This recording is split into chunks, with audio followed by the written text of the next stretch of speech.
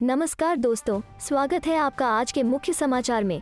सबसे पहली बड़ी खबर में आपको बताएंगे प्रदर्शनकारियों किसानों का ऐलान, इस दिवाली घर नहीं जाएंगे।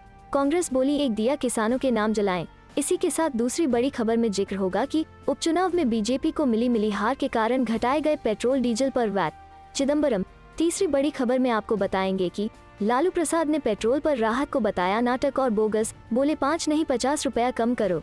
दोस्तों, हर एक खबर की गहराई में आपको ले जाएंगे, लेकिन दोस्तों खबर में आगे बढ़ने से पहले अगर आपको भी ऐसा लगता है कि 5 राज्यों के चुनाव में महंगाई का असर पड़ेगा और भाजपा का सुपड़ा साफ होगा, तो आप अभी इस वीडियो को लाइक कीजिए और इस लाल बटन को दबाकर चैनल को सब्सक्राइब करके घंटी बजाइए और कमेंट में लिखे जय हिंद। प्रदर्शनकारियों किसानों का ऐलान, इस दिवाली घर नहीं जाएंगे। कांग्रेस बोली एक दिया किसानों के नाम जलाएं। जी हाँ दोस्तों, एक और जहां दिल्ली बॉर्डर पर धरना दे रहे किसानों ने दीपावली पर घर न जाने का ऐलान किया है, वहीं कांग्रेस ने दीपावली के मौके पर एक दिया किसानों के नाम जलाने की अपील की है।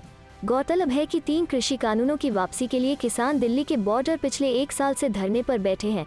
भारतीय किसान यूनियन के मुताबिक किसानों ने होली का त्योहार भी धरने पर बैठकर ही मनाया था। इस बार की दिवाली भी किसान दिल्ली के बॉर्डर पर ही मनाएंगे। किसानों अपने हक की लड़ाई जारी रखेंगे। दिवाली के मौके पर भी किसान पीछे हटने वाले नहीं हैं। सरकार की कोई भी साजिश किसानों के आंदोलन को नाकाम नहीं कर सकती। भाकियू प्रवक्ता धर्मेंद्र मलिक के अनुसार किसान नेता राकेश टिकैत दिवाली पर इस बार गांव नहीं लौटेंगे।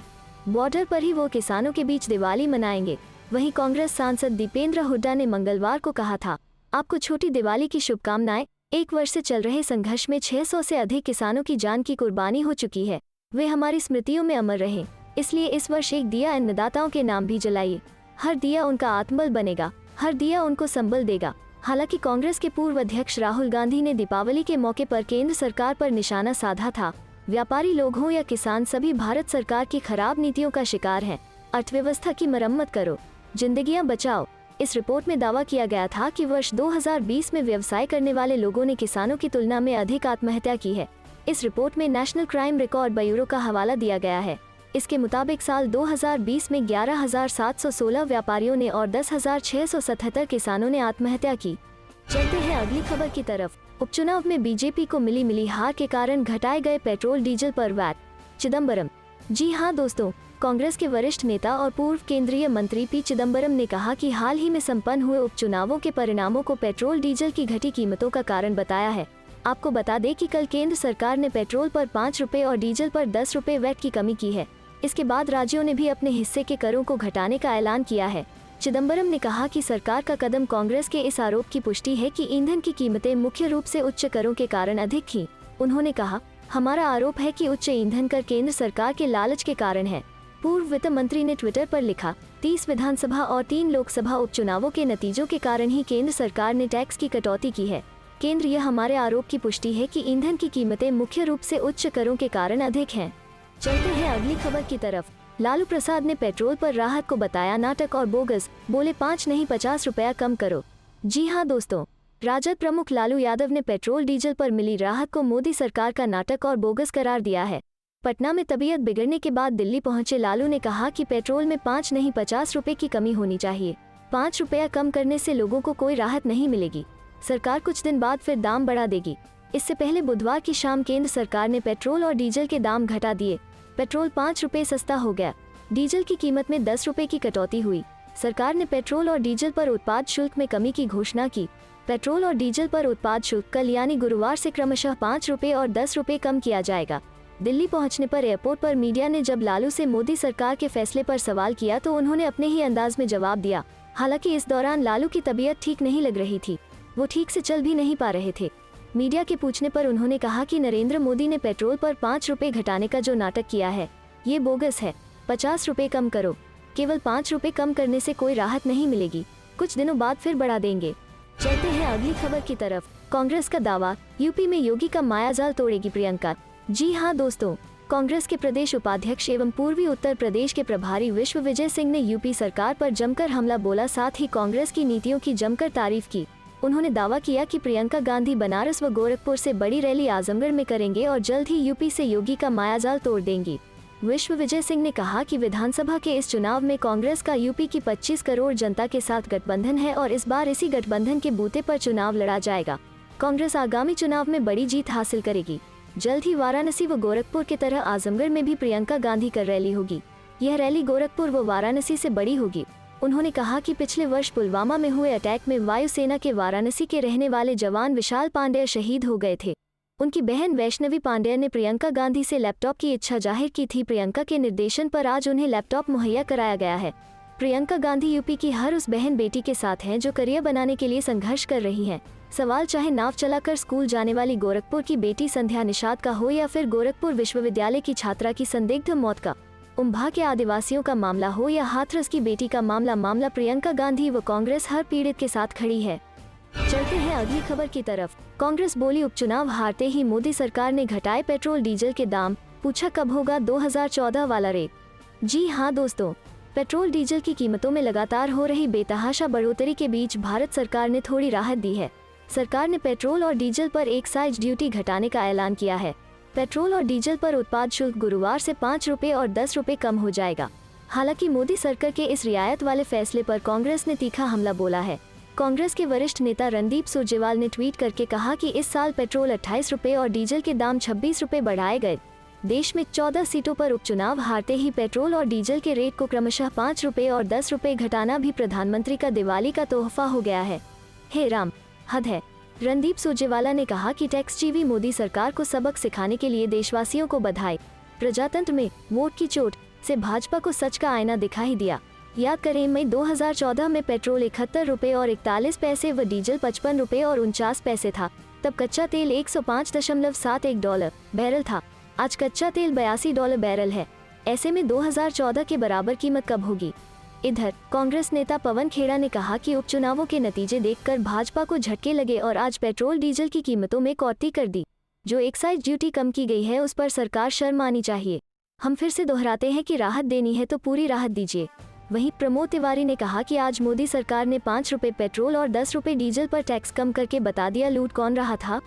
चलते हैं अगली खबर की तरफ। राजस्थान, महंगाई कम करने के लिए सीएम गहलोत की केंद्र को सलाह, कहा उत्पाद शुल्क में और कमी करे सरकार। जी हां दोस्तों, केंद्र सरकार द्वारा पेट्रोल डीजल पर उत्पाद शुल्क घटाने के बावजूद राजस्थान के मुख्यमंत्री अशोक गहलोत ने निराशा जताई है। उन्होंने केंद्र सरकार के इस कदम को नाकाफी बताया है। गहलोत ने ट्वीट करते हुए लिखा कि केंद्र द्वारा उत्पाद शुल्क में कमी के साथ राज्यों द्वारा लगाया गया वैट स्वचालित रूप से उसी अनुपात में कम हो गया है। हम मांग करते हैं कि केंद्र को मुद्रास्फीति को कम करने के लिए उत्पाद शुल्क को और कम करना चाहिए।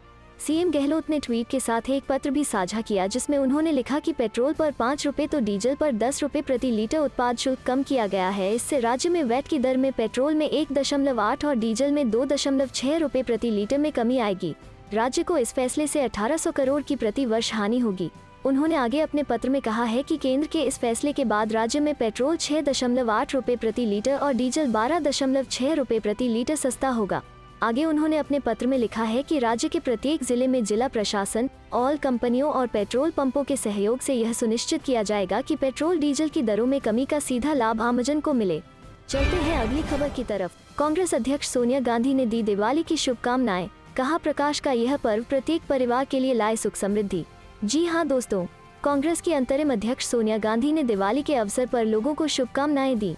उन्होंने कहा कि मैं ईश्वर से प्रार्थना करती हूं कि प्रकाश का यह पर्व भारतवर्ष के प्रत्येक परिवार के लिए सुख समृद्धि, उन्नति, प्रगति के सुअवसर लेकर आए। पिछले साल की तरह इस साल भी देश में कोरोना महामारी के बीच दिवाली का त्योहार मनाया जा रहा है। हालांकि लोगों में भरपूर उत्साह देखने को मिल रहा है। सोनिया गांधी ने कहा कि दीपावली हमें संदेश देती है कि अंधियारा कितना भी घना हो, एक दीपक का प्रकाश ही पर्याप्त है उस अंधियारे को मिटाने के लिए। इसलिए अनिवार्य है कि हम उम्मीदों के इस दीप की आभा हमेशा अपने हृदयों में रोशन रखें। दीपावली पर दीपों की श्रृंखला हमें इस बात का आभास कराती है कि हम सभी देशवासी परस्पर प्रेम व सामंजस्य से एक दूसरे के जीवन को रोशनी प्रदान कर सकते हैं और आपसी सहयोग से घने अंधकार को दूर कर सकते हैं। आइए दीपोत्सव के दिन हम सभी देशवासी इस बात का संकल्प लें कि विभिन्न भाषा, धर्म, पंथ के लोग खुशियों का समग्र और सामूहिक यह उत्सव एक साथ मनाएंगे और अंधियारे को दूर करने वाला उम्मीदों का दीप जलाएंगे। साथ ही राहुल गांधी ने भी देश के लोगों को दिवाली की शुभकामनाएं दी और देश की अमन की दुआ की। दिवाली हिंदू धर्म में मनाया जाने वाला एक प्रमुख त्योहार है। इस दिन मुख्य तौर पर माँ लक्ष्मी, भगवान गणेश, देवी सरस्वती, महाकाली की पूजा होती है। दिवाली हर साल कार्तिक मास की अमावस्या तिथि को मनाई जाती है। दिवाली पूजन प्रदोष काल में किया जाता है। कहते हैं जो व्यक्ति सच्चे मन से दिवाली के दिन माँ लक्ष्मी की पूजा करता है उसके सारे दुख दूर हो जाते हैं। यहाँ जानिए दिवाली पूजा विधि विस्तार से। चलते हैं अगली खबर की तरफ। मुलायम सिंह यादव के जन्मदिन पर चाचा शिवपाल को तोहफा देंगे अखिलेश। जी हाँ दोस्तों, सपा के राष्ट्रीय अध्यक्ष व पूर्व मुख्यमंत्री अखिलेश यादव पार्टी संस्थापक मुलायम सिंह यादव के जन्मदिन पर चाचा शिवपाल सिंह यादव को तोहफा देंगे।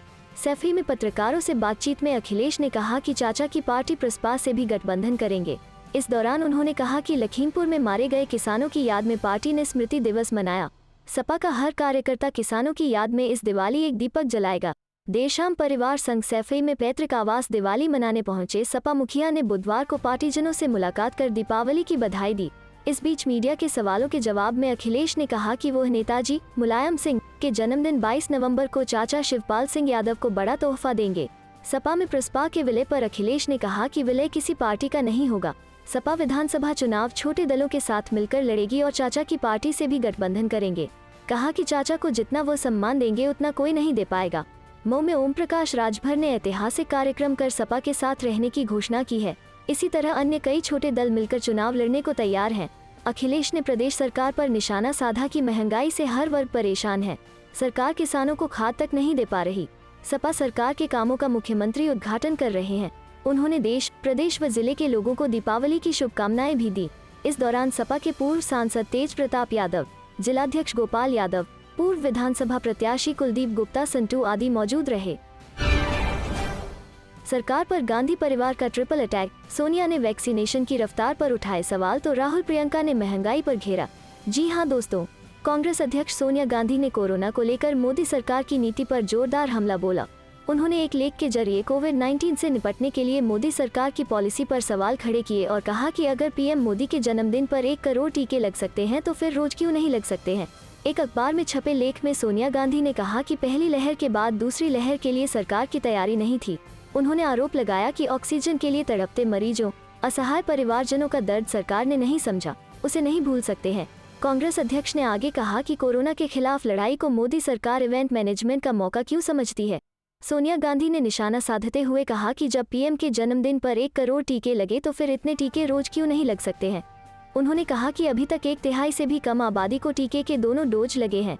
सोनिया ने बच्चों के टीकाकरण को लेकर कहा कि कोई योजना फिलहाल सरकार की नहीं दिखाई दे रही है। गौरतलब है कि विपक्ष लगातार केंद्र सरकार पर कोरोना मैनेजमेंट को लेकर निशाना साधता रहा है। हालांकि कोरोना महामारी को खत्म करने की दिशा में सरकार का अभियान जो शोर के साथ चल रहा है और लोगों का वैक्सीनेशन किया जा रहा है। इधर महंगाई को लेकर राहुल और प्रियंका गांधी ने केंद्र सरकार को आड़े हाथों लेते हुए उन पर हमला बोला है। प्रियंका ने ट्वीट करते हुए कहा कि त्योहार का समय है, महंगाई से आमजन परेशान है, चुनाव के समय जनता माफ नहीं करेगी। देश में पेट्रोल और डीजल के दाम रोजाना बढ़ रहे हैं, हालांकि आज कीमतों में कोई बदलाव नहीं किया गया है। प्रियंका गांधी ने ट्वीट कर लिखा, बीजेपी सरकार की लूट वाली सोच ने त्योहार से पहले महंगाई कम करने की बजाय गैस सिलेंडर, पेट्रोल, डीजल, तेल, सब्जी के दाम आसमान पर पहुंचा दिए। चुनाव के समय भाजपा एक -2 रुपए घटाकर जनता के बीच जाएगी, तब उसे करारा जवाब मिलेगा, जनता माफ नहीं करेगी। जबकि दूसरी तरफ राहुल गांधी ने ट्वीट करते हुए कहा, दिवाली है, महंगाई चरम पर है, व्यंग्य की बात नहीं है, काश मोदी सरकार के पास जनता के लिए एक संवेदनशील दिल होता। चलते हैं अगली खबर की तरफ। दिवाली के मौके पर राकेश टिकैत ने बदली प्रोफाइल पिक्चर और किसानों से की ये खास अपील। जी हाँ दोस्तों, भारतीय किसान यूनियन के राष्ट्रीय प्रवक्ता राकेश टिकैत ने दिवाली से पहले एक बार फिर अपनी प्रोफाइल पिक्चर बदल दी है। इस बार उन्होंने अपनी कोई नई तस्वीर नहीं लगाई है, बल्कि 2 जलते हुए दियों की तस्वीर लगाई है। इस नई प्रोफाइल पिक्चर में हिंदी और इंग्लिश में ये लिखा भी हुआ है कि 2 दिए किसानों के लिए। इस तस्वीर को बदलने के साथ ही उन्होंने किसानों से ये अपील भी है कि इस बार दिवाली पर वो 2 दिए उन किसानों की याद में भी जलाएं जो अब तक चले आ रहे आंदोलन के दौरान किसी न किसी वजह से शहीद हो गए। इस मौके पर हम ऐसे किसान साथियों को दिए जलाकर उन्हें सच्ची श्रद्धांजलि दे सकते हैं। किसान आईटी सेल की ओर से भी अपने इंटरनेट मीडिया अकाउंट ट्विटर पर ट्वीट किया गया है कि फसल के घर आने पर पितरों और कुदरत की कृतज्ञता प्रकट करने के लिए रोशनी की जाती रही है। गिरड़ी हेड़ो दिवाली कहते थे पुरखे। 750 से ज्यादा किसानों की कुर्बानी पे हम खुशी नहीं मना सकते। हाँ, एक दिया उन शहीदों के लिए लगा सकते हैं। मालूम हो कि केंद्र सरकार के 3 कृषि कानूनों के विरोध में दिल्ली की सीमाओं पर किसान बीते 11 माह से धरना देकर प्रदर्शन कर रहे हैं। इस दौरान कई किसानों की मौत हो चुकी है। किसी को हार्ट अटैक हुआ तो किसी की अन्य वजह से मौत हो गई। इन्हीं धरना स्थलों पर निहंगों ने एक किसान की दर्दनाक हत्या भी कर दी।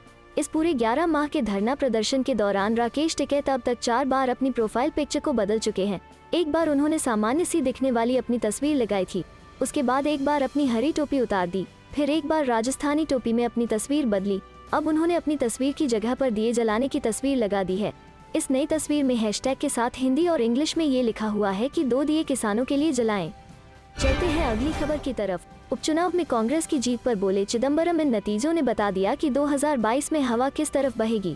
जी हाँ दोस्तों, देश की 3 लोकसभा और 30 विधानसभा सीटों पर हुए उपचुनाव के नतीजे मंगलवार को घोषित किए गए। इन परिणामों में बीजेपी को करारी हार का सामना करना पड़ा, तो वहीं कांग्रेस ने बीजेपी के गढ़ में ही जीत दर्ज की है। इन परिणामों को लेकर कांग्रेस के वरिष्ठ नेता और पूर्व वित्त मंत्री पी चिदम्बरम ने कहा है कि 2022 में यूपी और हिमाचल प्रदेश में होने वाले चुनाव को लेकर इन राज्यों की जनता ने अपने मूड के बारे में बता दिया है। चिदम्बरम ने कहा कि इस रिजल्ट से ये पता चल गया है कि 2022 में हवा किस तरफ बहेगी। उपचुनाव के नतीजों पर पी चिदम्बरम ने कहा है, 30 सीटों के लिए हुए विधानसभा उपचुनावों के परिणामों का एक विचारोत्तेजक विश्लेषण दिया गया है। बीजेपी ने 7 सीटें जीती और उसके घोषित सहयोगियों ने 8 सीटें जीती। कांग्रेस ने 8 सीटें जीती। पी चिदम्बरम ने अगले साल होने वाले विधानसभा चुनाव में कांग्रेस की तरफ से पेश होने वाली चुनौती को लेकर एक अन्य ट्वीट में कहा है, गैर बीजेपी पार्टियों ने 7 सीटें जीती, जिनमें से केवल 1 सीट बीजेपी के एक क्रिप्टो सहयोगी वाईएसआर कांग्रेस ने जीती। अन्य 6 सीटों पर भाजपा के विरोध में पार्टियों ने जीत हासिल की। सम्मान आज भी है। 2022 में हवा किस तरफ बहेगी। चलते हैं अगली खबर की तरफ। बीजेपी को दिवाली से पहले लगा बड़ा झटका। उपचुनाव में जीत पाई सिर्फ 7 सीटें, हिमाचल में जमानत जब्त। जी हाँ दोस्तों, दिवाली से पहले आए 13 राज्यों में हुए विधानसभा उपचुनावों के नतीजों में भाजपा को करारा झटका झेलना पड़ा है। एक तरफ हिमाचल में उसे 1 लोकसभा और 1 विधानसभा सीट खोनी पड़ी है, तो वहीं टीएमसी ने पश्चिम बंगाल में क्लीन स्वीप करके करारा झटका दिया है। कुल 29 विधानसभा सीटों पर हुए उपचुनावों में से भाजपा 22 पर मुकाबले में उतरी थी, लेकिन महज 8 सीटों पर ही जीत हासिल करती दिख रही है। एक तरफ भाजपा को हिमाचल में करारा झटका देते हुए कांग्रेस ने क्लीन स्वीप कर दिया है, वहीं राजस्थान में भी उसने भाजपा का गढ़ कही जाने वाली धरियावाद सीट पर अपना परचम लहराया है। इसके अलावा वल्लभनगर सीट से भी जीत हासिल की है, जो कांग्रेस का हमेशा से गढ़ रही है। हिमाचल प्रदेश की कुल 3 सीटों में से भाजपा को सभी पर हार का सामना करना पड़ा है। यही नहीं, अपनी जीती हुई कोटखाई की सीट भी उसने कांग्रेस के हाथों गंवा दी है। यहाँ कांग्रेस प्रत्याशी रोहित ठाकुर को जीत मिली। रोहित ठाकुर को 29,447 वोट मिले। वहीं निर्दलीय प्रत्याशी चेतन बरागटा 23,344 वोट के साथ दूसरे नंबर पर रहे शून्य, जबकि भाजपा प्रत्याशी नीलम सराइक को महज 2,584 वोट मिले और उनकी जमानत तक जब्त हो गई। जीती हुई सीट पर जमानत जब्त कराना भाजपा के लिए बड़ी किरकिरी है और इससे आने वाले दिनों में प्रदेश नेतृत्व पर सवाल उठ सकते हैं। चलते हैं अगली खबर की तरफ। जींद में दुष्यंत चौटाला का भारी विरोध। जेजेपी दफ्तर के पास किसानों पर हल्का बल प्रयोग। डिप्टी सीएम ने एक्स-एमएलए छात्र के घर किया लंच। जी हाँ दोस्तों, हरियाणा के डिप्टी सीएम और जननायक जनता पार्टी जेजेपी नेता दुष्यंत चौटाला को जींद में किसानों के भारी विरोध का सामना करना पड़ा। बड़ी संख्या में किसानों ने जींद शहर में स्थित जेजेपी दफ्तर को घेर लिया। पुलिस के साथ किसानों की काफी नोकझोंक भी हुई, जिसके चलते पुलिस को हल्का बल प्रयोग भी करना पड़ा। वहीं दूसरी तरफ डिप्टी सीएम ने किसानों के विरोध के बावजूद एक्स-एमएलए सिंह छात्र के घर पहुंचकर लंच भी किया। दरअसल 3 नए खेती कानूनों के खिलाफ आंदोलन कर रहे किसान हरियाणा में नेताओं का विरोध कर रहे हैं। इस बीच किसान आंदोलन शुरू होने के बाद पहली बार जींद की धरती पर पहुंचने से पहले ही उप मुख्यमंत्री दुष्यंत चौटाला का विरोध शुरू हो गया। किसानों ने जींद में जेजेपी दफ्तर को घेरने के साथ ही पूर्व विधायक छात्र की कोठी को भी 1 घंटे के भीतर ही घेर लिया। जींद में अबन एस्टेट स्थित जेजेपी दफ्तर के बाहर बुधवार दोपहर 12 बजे से ही पूरे जिले से किसानों का जमावड़ा लगना शुरू हो गया था, जिसके चलते पुलिस प्रशासन भी हरकत में आया और जेजेपी दफ्तर के आसपास बैरिकेड्स लगाने के अलावा पैरामिलिट्री फोर्स आईटीबीपी के जवान तैनात किया गया। डीएसपी जितेंद्र सिंह और डीएसपी धर्मवीर खरब के अलावा जींद के एएसपी नीतीश अग्रवाल खुद किसानों को समझाने के लिए मौके पर पहुंचे, लेकिन किसान विरोध से पीछे नहीं हटे। किसानों ने पुलिस को 2 टूक कहा कि वो हर कीमत पर दुष्यंत चौटाला का विरोध करेंगे और उन्हें यहाँ नहीं पहुँचने देंगे। लेकिन दोपहर के समय उप मुख्यमंत्री दुष्यंत चौटाला ने केवल जींद शहर में पहुंचे, बल्कि पूर्व विधायक भाग सिंह छात्र के घर भी पहुंचे। यहाँ दुष्यंत ने लंच भी किया।